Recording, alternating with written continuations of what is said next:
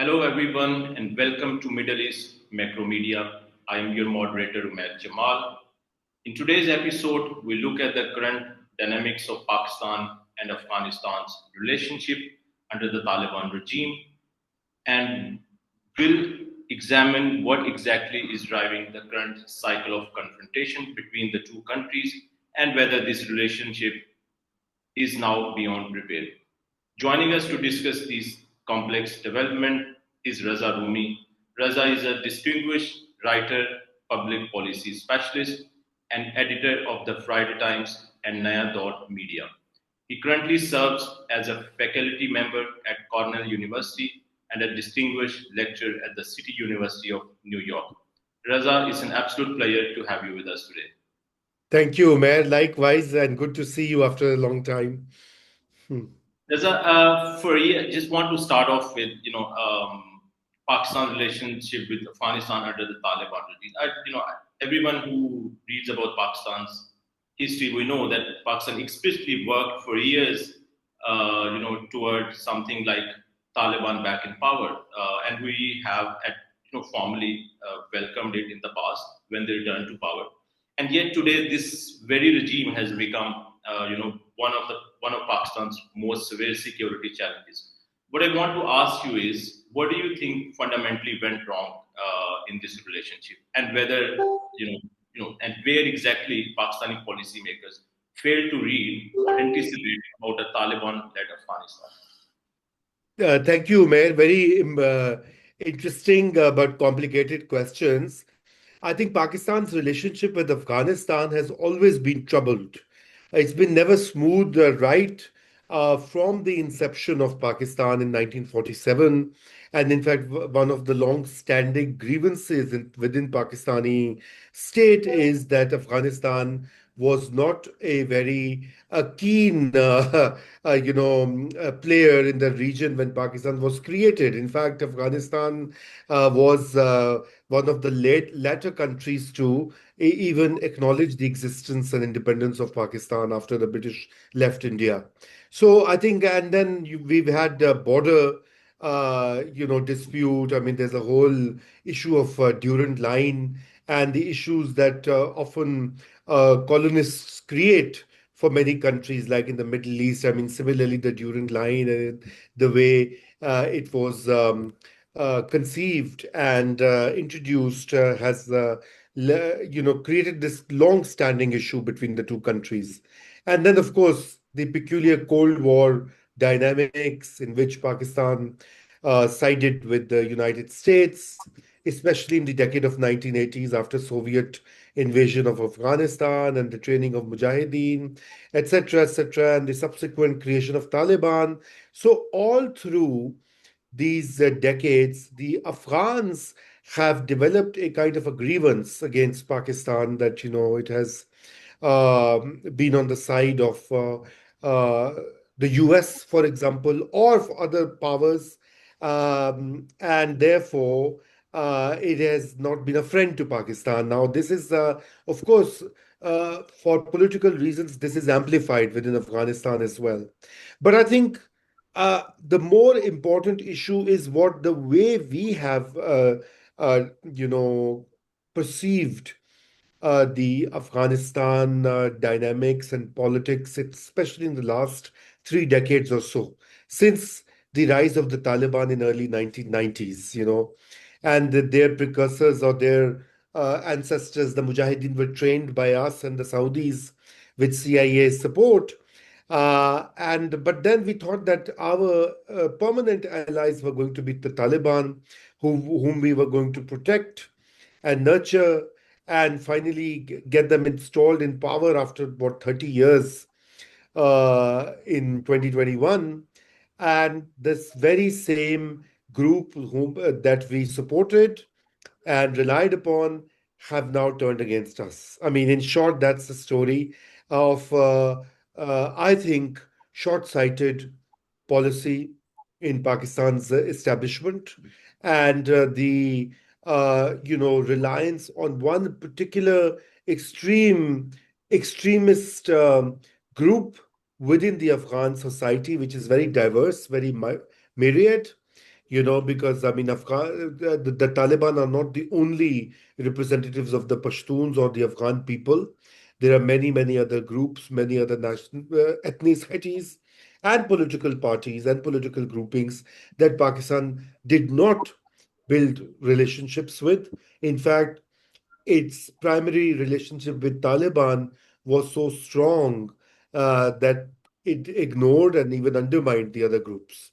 So I hope I haven't given a very complicated response to your excellent question, but I think it's a failure of our policy that is now coming to haunt us. And Reza, I want to build on very interesting point you made that Pakistan relied on, let's say, one group which follows very extreme ideology to sort of design their policy toward Afghanistan, and we have not done enough, or Pakistan has not done enough to build relationship with other groups or ethnic communities in Afghanistan. Do you think is Pakistan making some amends to sort of make sure now that we send a message through our policy that okay, we're not relying on one group or the other, and our policy is holistic and look at Afghanistan together as a state? So there are reports that Pakistan has reached out to the other groups, or what was the elements formerly known as the Northern Alliance, right? And so some contacts have been established, and I think some effort is being made. But the problem is twofold. One is that it is a bit late in the day, number one, and those groups, I mean, they are not to I mean, they're not going to trust Pakistan that easily. Okay, unless there are regional actors like Uzbekistan, like Tajikistan, China, Russia, who get sort of involved in this, uh, you know, multi-stakeholder engagement with respect to Afghanistan. So that's one issue. The other issue is that they have been weakened considerably over the decades, over the years. So, while they were supported and encouraged initially by the American and NATO forces when they occupied Afghanistan in 2001 after 9/11. So there was a period when these groups were given a lot of support, a lot of oxygen, a lot of resources. But then the Taliban were the fighters, were the dominant force. And as we saw, that after the US exited completely, the Taliban were able to take over the entire country. Uh, you know, with little resistance. I mean, whatever resistance there was very minimal, and the Afghan National Army, which was designed with millions and billions of dollars, actually just crumbled, and it was representing a lot of these different groups, but they could not hold together. And part of the reason is that they are weaker. They have been weakened by repeated attacks by the Taliban, and with Pakistan's support, let's not face it, so they remember that. But I think going forward, Pakistan must engage with them. And Pakistan must give up this policy of thinking that Taliban are somehow it's some security, insurance, or against India, or some kind of leverage that Pakistan has on its western borders, because even those theories have been proved to be untrue. The whole idea, notion of strategic depth, which was introduced by Pakistan's former army chief, although he denies it now, General Aslam Beg. But this was very much. I remember I was a young college student when I used to read these articles celebrating the strategic depth that Pakistan has gained through supporting the Taliban and the Taliban type actors in on the western borders. But the reality is that here is the same group which is building alliances with India, which is hosting lethal groups that regularly attack Pakistanis and kill Pakistanis, both state officials and civilians, and which the Afghan Taliban are unwilling to do anything. It's not that they can't do anything, they're unwilling to do it because they think that the Pakistani Taliban are now a leverage against Pakistan. And let's also, we create these distinctions often for academic reasons or reasons of explanation or understanding. But the reality is that the Afghan Taliban and Pakistani Taliban are one group, one large family. Okay, I used to call them one large, unhappy, toxic family. But now, but now they are parts of the same extended family. One group is focused on Afghanistan, the other is focused on Pakistan, but they share the common ideology. They also share the common leadership of the Afghan uh, patron, Taliban patron who rules Afghanistan. They have done Ba'ath, as it is said. So I don't understand why these distinctions. And the third mistake that Pakistani establishment did. And for almost 2 decades since the rise of Pakistani Taliban in 2006-7, uh, they kept on saying these are different than Afghan Taliban, that Afghan Taliban are good Taliban and the Pakistani Taliban are the bad Taliban. That was an artificial distinction promoted by the Pakistani state only to ensure that they had some form of leverage in the end game of Afghanistan vis-a-vis the US, NATO, and the regional countries like India and Iran. And now all of that has proved smashed, crashed in the ground, and now Pakistan is forced to undertake kinetic action against the Afghan Taliban, against the Pakistani Taliban. But kinetic action has its limitations.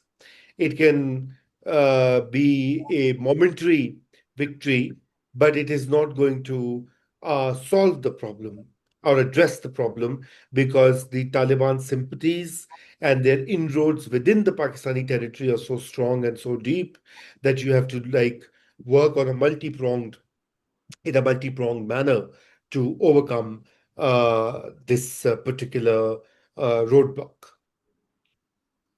There's a lot we can pick on from your very comprehensive explanation. But one point I want to build on is you said Afghan. It's not the issue that Afghan Taliban are not able to act against TTP. It's that they're unwilling, and they have shown that to the world pretty much.